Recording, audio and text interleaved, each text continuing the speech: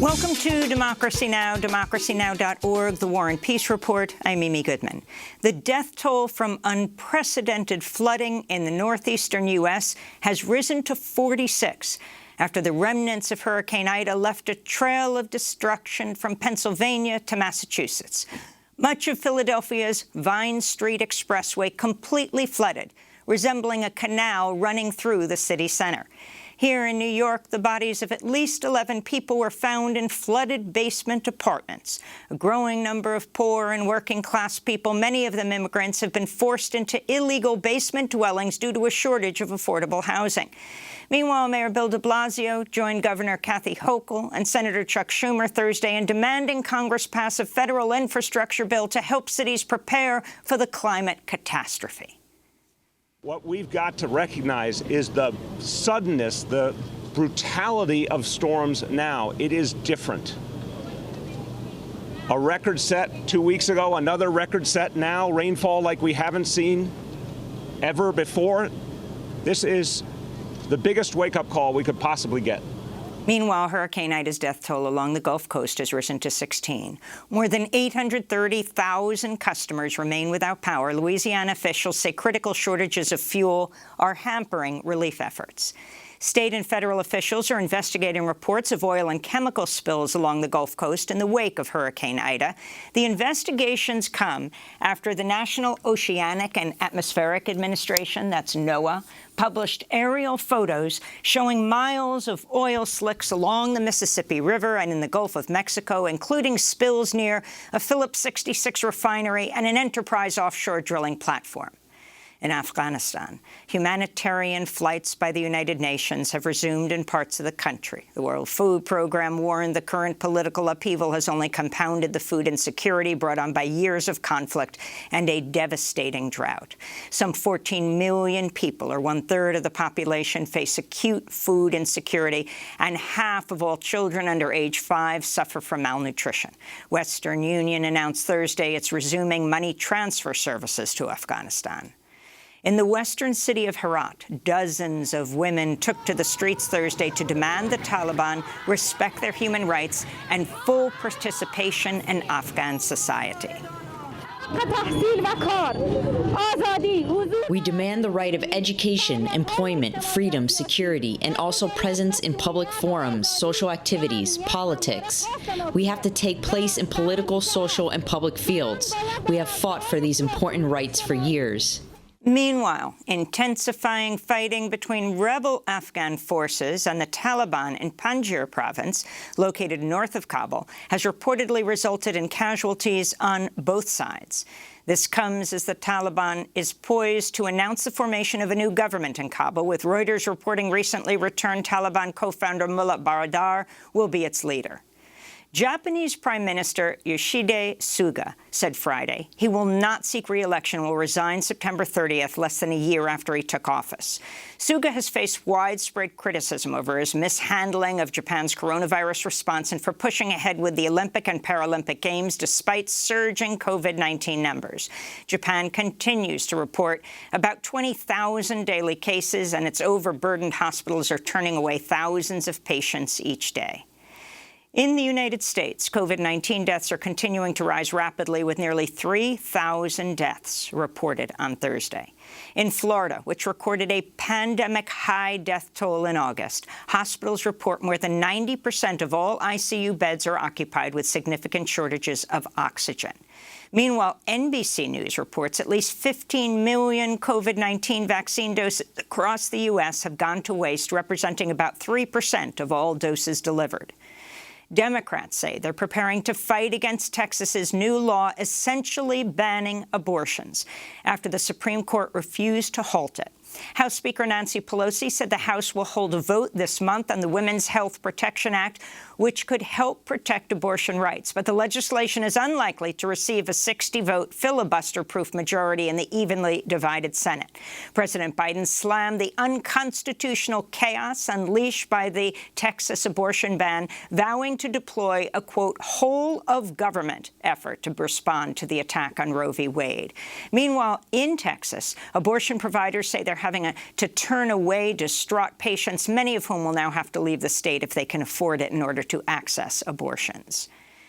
Pandemic-related unemployment benefits are set to expire this Labor Day weekend for millions of people across the U.S., even as many states endure their worst outbreaks of the pandemic. About 3.3 million people who've exhausted state unemployment assistance will lose their pandemic emergency benefits. Also expiring is a program that provided aid to about 4.2 million jobless gig economy and self-employed workers.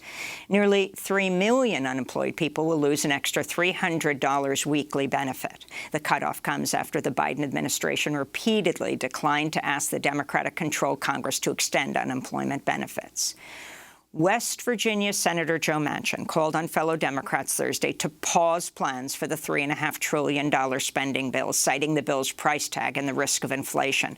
The measure would create millions of well-paid union jobs in a civilian climate corps to combat the climate crisis. It would also expand Medicare, extend the child tax credit, and would provide funds for universal pre-K and tuition-free community college. The bill is unlikely to pass without Manchin's support in the Senate, where Democrats have a razor-thin majority. Arizona Democratic Senator Kyrsten Sinema has also said she wants a smaller package.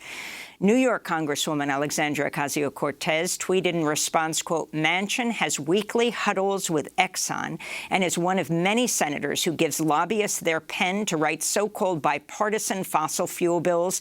It's killing people. Our people, at least 12 last night, sick of this bipartisan corruption that masquerades as clear-eyed moderation," Ocasio-Cortez tweeted.